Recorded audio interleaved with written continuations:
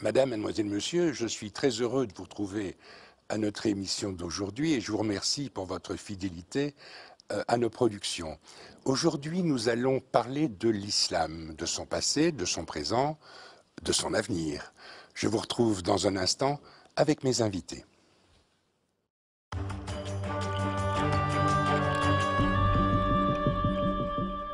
Alors, j'ai le plaisir d'accueillir le professeur Jacques Riflet. Vous avez écrit récemment un ouvrage intitulé « L'islam dans tous ses états, de Mahomet au printemps arabe », qui est un petit peu l'occasion de notre émission. Et puis, j'ai invité aussi notre ami Shamsi Cherif Khan, administrateur de la pensée et les hommes, et aussi très bon connaisseur des réalités musulmanes. Vous avez écrit récemment, enfin dans un passé relativement récent, un ouvrage, Les mondes du sacré. Oui. Ouvrage qui a eu un succès phénoménal. Vous en avez vendu, Jacques Riflet, 33 000 exemplaires.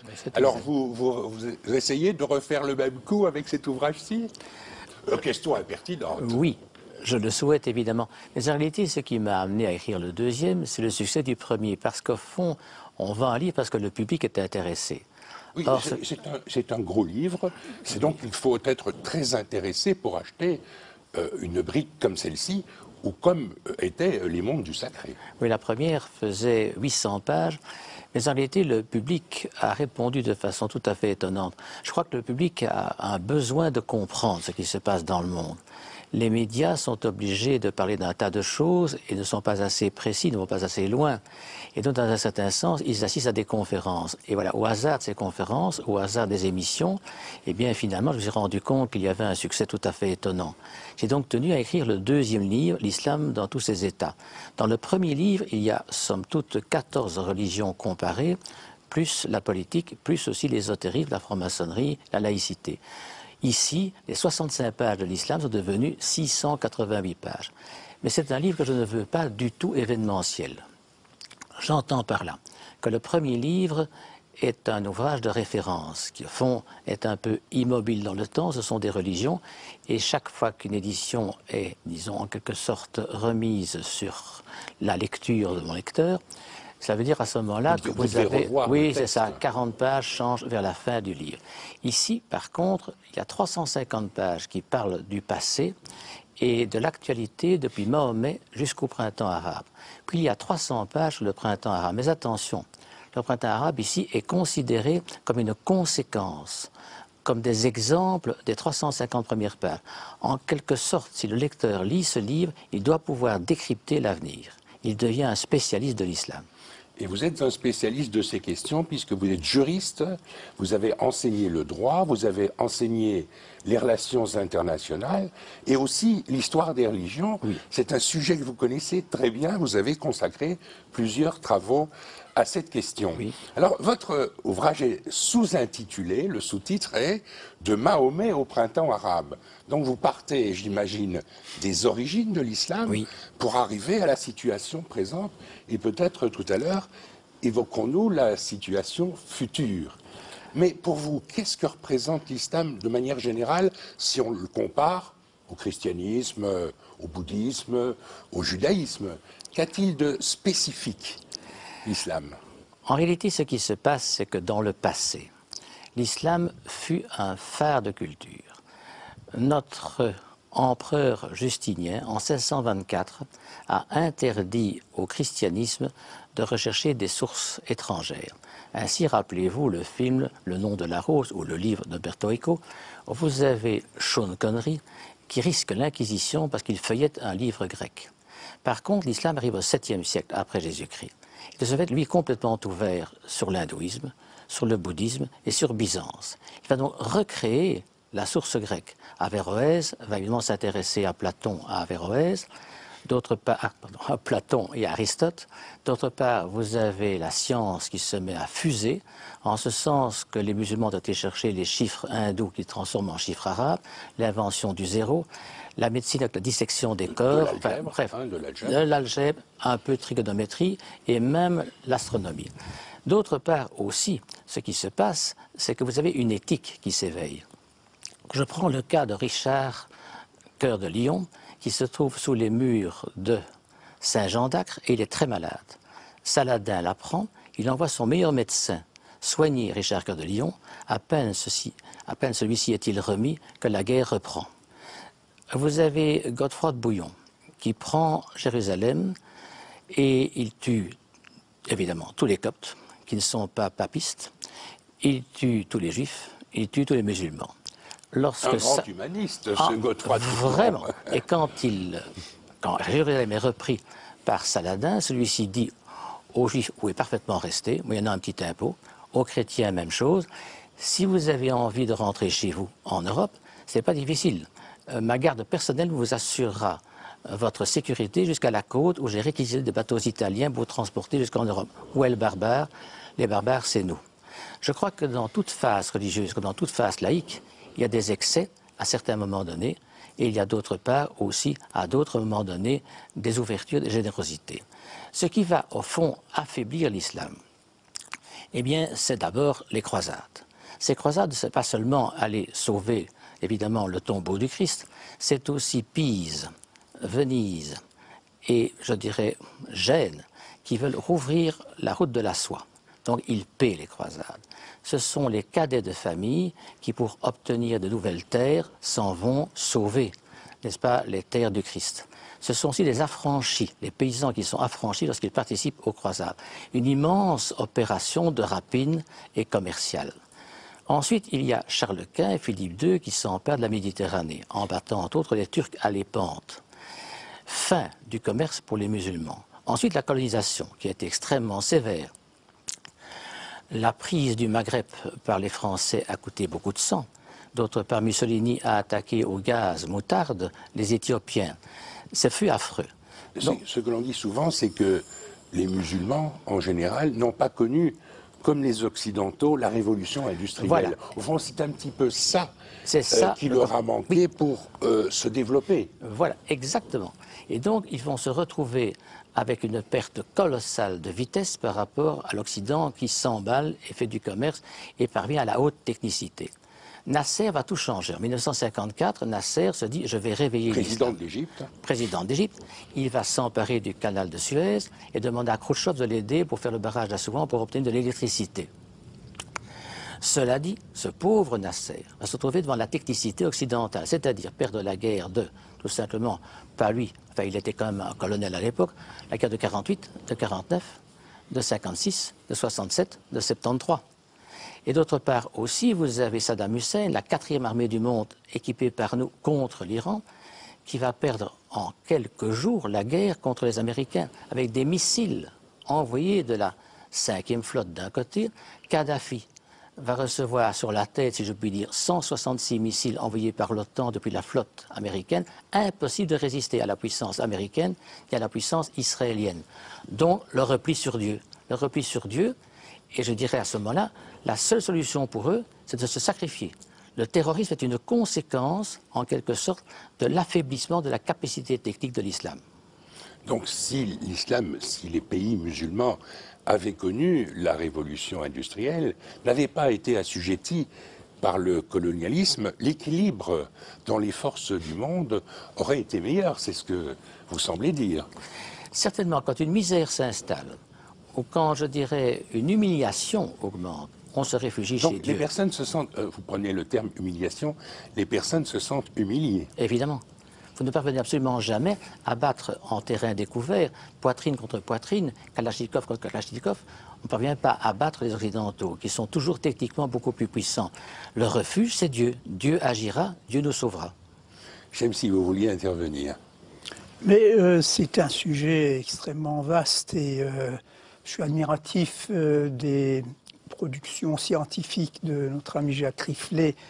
Ça, le premier ouvrage qui est déjà à je ne sais quelle édition maintenant.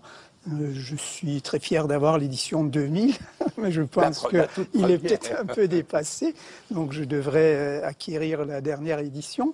Alors, le livre sur l'islam depuis Mohammed, je suis en train de me dire que la prochaine édition devrait avoir comme sous-titre depuis Mohammed jusqu'à l'hiver islamiste, parce que le printemps arabe, c'est déjà du passé aujourd'hui.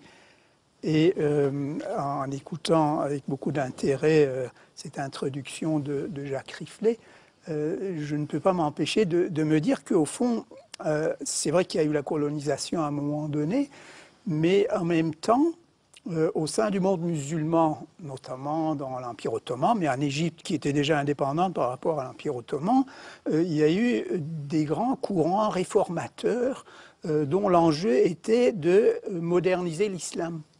Mais si finalement le monde musulman ne s'est pas modernisé, n'a pas connu la révolution industrielle, parce qu'il y avait des courants libéraux pour les affaires, mais au sens philosophique aussi du terme, c'est parce qu'il y a eu une réaction, une contre-réaction purement islamiste, disant tout ça c'est impie, ça vient de l'Occident, c'est de l'hérésie, et donc au contraire, si on veut revenir à notre lustre d'antan, ben, il faut retourner à l'époque du prophète et de ses successeurs, les fameux salafs, hein, d'où le mot salafiste. Et donc la fin de l'Empire ottoman, mais cette époque-là, dans le monde musulman, on a assisté effectivement à un conflit d'idéologie. D'un côté, une idéologie que l'on peut qualifier de occidentaliste, considérant que le progrès est dans l'Occident, le progrès des sciences, l'héritage des Lumières qu'on commençait à découvrir aussi. De notre côté, une opposition à cela en disant pas du tout, tout ce qui vient de l'Occident, c'est pas pour nous. Il faut au contraire retourner à nos origines, à la pureté originelle du message de l'époque du prophète, qui est tout de même une époque un peu mythifiée, glorifiée, etc. Mais donc aujourd'hui, ce sont des discours qui passent encore. Si aujourd'hui, selon moi, le printemps arabe a très vite dû céder la place à ce que nous appellerions un hiver islamiste. Oui, je vais tout de suite vous interroger l'un et l'autre là-dessus, parce que c'est intéressant ce que vous dites. Mais on vit un petit peu le même genre de conflit de valeurs, si pas d'idéologie. Il y a un mouvement populaire contre les despotismes impies, Ben Ali, Moubarak et d'autres. Despotisme impie. Impie. Donc El-Assad est considéré comme impie. Qui? El-Assad. L'Assad, il a été... enfin, aujourd'hui, oui, mais pour la majorité de la population syrienne, quelles que soient les différentes appartenances, on pourrait le considérer comme étant un despote impie. Bourguiba, un impie. Mais ce despote impie, il permet quand même, par exemple, à 2 millions de chrétiens de vivre plus ou moins en paix avec les autres, qui s'inquiètent de leur... Vous parlez de la Syrie, là. Là, je parle vous m'avez parlé de Sadat. Oui, bah, Sadat aussi. Sadat aussi. Moubarak, impie aux yeux des musulmans. Aux yeux des musulmans purs et durs, c'est un régime impie, c'est un despotisme impie. Donc ce soit même Kadhafi qui a voulu faire sa révolution verte, qui se voulait islamiste à sa façon, hein, parce qu'il y a différentes tendances. Et donc, ce que j'appelais tout à l'heure le conflit idéologique entre ceux qui étaient tournés vers l'Occident, il y a un siècle et demi, et ceux qui, au contraire, disaient qu'il faut retourner vers les origines, bien, on assiste pratiquement à la même chose. D'un côté, vous avez essentiellement des jeunes qui travaillent sur Internet, etc., qui ont fait en sorte que, par exemple, les Tunisiens sont débarrassés de Ben Ali, mais à la place, on voit arriver quoi? Eh bien, l'autre idéologie islamiste qui récolte ce que les autres ont semé. Vous souscrivez à cette analyse, Jacques Riflet? Je vais même plus loin. L'analyse de Shamsi? Oui, bonne analyse, bien sûr, mais je vais un peu plus loin. C'est qu'en supprimant Moubarak, on a supprimé toute l'aile laïque. Moubarak, c'est qui? C'est le successeur d'El-Sadat, qui fut sensationnel, la paix avec Israël, les Coptes tout à fait respectés. Il a mis sous le boisseau des frères musulmans. Exactement, c'est la suite de Nasser. Les frères musulmans emprisonnés. Donc en enlevant Moubarak, on a permis aux frères musulmans, évidemment, et aux salafistes de croître. C'est bien la raison pour laquelle les malheureux qui ont fait la révolution, mettant la place Tahrir, sont contre les frères musulmans. Ils ont supprimé l'armée, mais l'armée était la garante de la laïcité.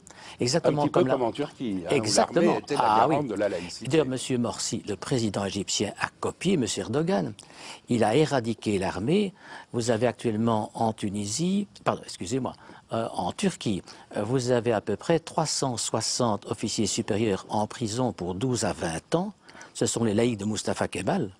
Vous avez 76 journalistes en prison, 36 avocats en prison, et vous avez les juges de la Haute Cour constitutionnelle turque qui sont maintenant élus ou nommés par le Parlement ou par le Président. Ils ne sont plus cooptés laïcs.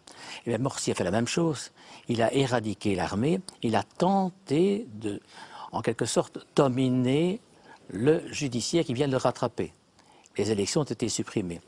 C'est donc dire ceci, c'est que manifestement, on a supprimé Mustafa Kemal, le régime de Mustafa Kemal, on l'a éradiqué. Ici, en Égypte, la même chose. Donc on assiste à une chose très très grave. C'est que le sacré ne se négocie pas. Lorsqu'on adopte un sacré... Oui, à leurs yeux. Mais il ne se négocie de toute façon pas. C'est une vérité révélée. Il est impossible pour une religion de sacrifier une part de son texte sacré. Tandis qu'en face de cela, nous opposons quoi, nous? Les droits de l'homme, c'est une œuvre humaine, donc fragile. Eh bien, on constate une chose, le pot de fer, c'est le sacré. Le pot de terre, c'est les droits de l'homme. Résultat, nous reculons. Dans nos sociétés, nous concédons sans arrêt devant le sacré, pas eh bien, des acquis que nous avons conquis de haute lutte par la science. On voit très très bien chez nous que sur le plan électoraliste, par exemple, on recule les droits de l'homme pour laisser le sacré germer, en grande partie parce que ce sont des électeurs. Vous avez un exemple concret de ce que vous dites? Simplement, vous avez un parti belge qui a créé la première femme parlementaire voilée sur 450 millions d'Européens, 27 pays. C'est la première femme, disons, voilée dans un parlement européen.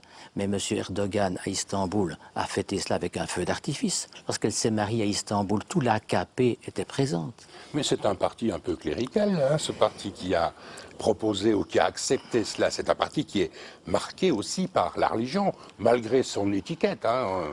Je peux vous trouver des partis laïcs qui font la même chose. Ah bon? Ah oui, bien sûr. D'autres partis tout seulement qui veulent arriver au pouvoir. Il ne faut pas être clérical ou pas clérical. Pour arriver au pouvoir, on ferait n'importe quoi. Et les immigrés sont un excellent potentiel d'électeurs. Ah, évidemment, c'est une réserve de voix. Évidemment. Importante. Je n'ai rien contre les immigrés. Seulement, c'est l'utilisation qu'on en fait en tant qu'électeur. Je suis au fond pour les accueillir de façon très ouverte. Ça ne fait pas l'ombre d'un pli. Mais pas les utiliser uniquement comme électeurs.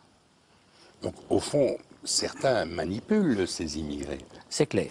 Mais ils pourraient se retourner contre ceux qui les manipulent. C'est évident. On assiste maintenant à un discours continu. La natalité est une force considérable. Arafat a dit « le ventre de nos femmes est une bombe à retardement ». Regardez ce qui se passe chez nous. La natalité est telle, nous serons bientôt dirigés par une force musulmane. Je ne dis pas du tout qu'elle sera négative ou positive, nous serons devant un sacré écrasant. Oui, mais vous dites une force musulmane, on peut imaginer que ces personnes qui vivent ici s'occidentalisent, se laïcisent, deviennent plus laïques et prennent de la distance à l'égard de la religion des pères. Oui, on peut l'espérer. Seulement, il y a un problème. C'est que du côté sud de la Méditerranée, la réussite fantastique de l'islamisme est en train de créer des petits, est en train de créer une sorte d'influence sur nos propres terres. On voit très bien une arrogance monter chez nous dans les milieux salafistes, dans les milieux, disons, islamistes, et les modérés nous demandent du secours. Les modérés viennent nous trouver en disant « attention, attention, nous allons être écrasés par ce courant qui vient du sud ». On voit très bien ce que nous sommes en train de faire. À l'heure actuelle, on est en train de satisfaire beaucoup les islamistes là-bas. Le fait est que M. Sarkozy, en supprimant Kadhafi, d'accord, Kadhafi était un tyran, c'était un anti-islamiste.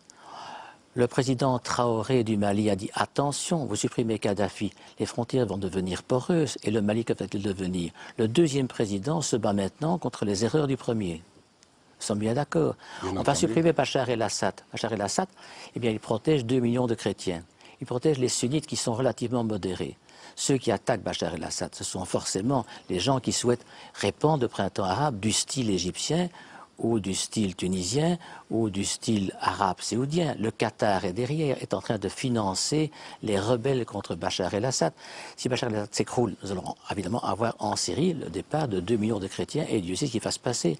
Donc au fond, cela veut dire que dans un certain sens, on manœuvre très très mal nous, on manœuvre très très mal notre stratégie de défense, stratégie d'aide aux musulmans modérés. Il faut aider les musulmans modérés et non souscrire à l'élan des musulmans islamistes. Mais Jacques Riflet, chez M. Cherif Khan, on ne les entend pas, ces musulmans modérés dont vous parlez, Chemsi? On ne les entend pas, ces musulmans modérés. C'est une objection que j'ai souvent entendue chaque fois que je parle des musulmans laïcs ou des démocrates musulmans depuis peu, parce que nous sommes entourés de démocrates musulmans, mais il n'existe pas, à proprement parler, une démocratie musulmane sur la planète avec une doctrine politique élaborée. Or, s'il y a bien un endroit de la planète où on pourrait rêver de voir l'émergence d'un mouvement du type démocratie politique, c'est bien en Europe. Comment cela se fait-il qu'il n'y en a pas?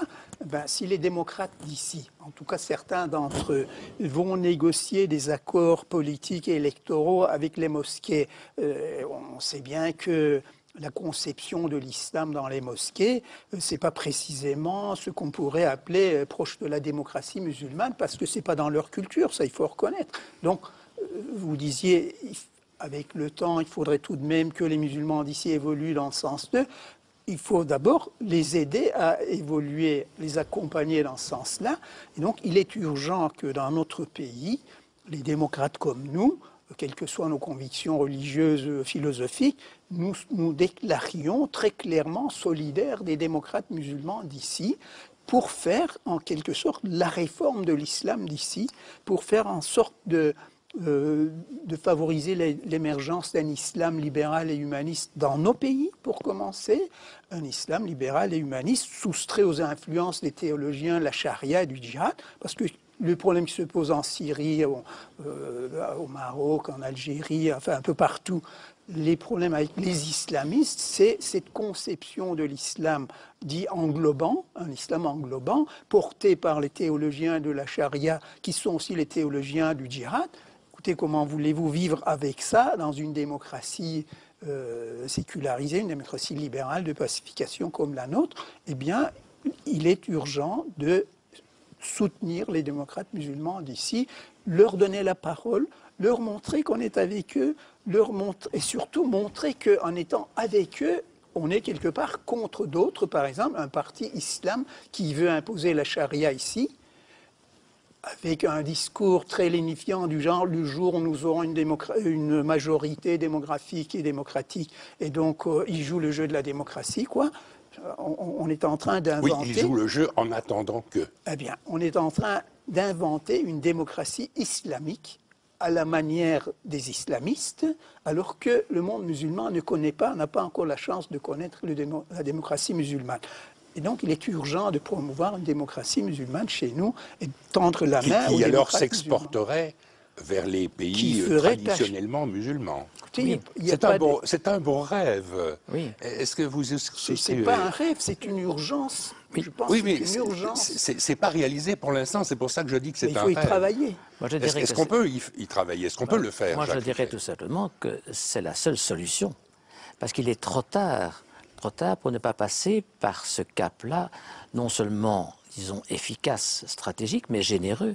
Il est évident que moi qui voyageais dans tous les pays arabes, mais j'ai été, disons, on m'a offert une hospitalité tout à fait considérable. Il y a une générosité de base. L'islam n'est pas qu'une religion, je dirais, dangereuse, mais pas du tout.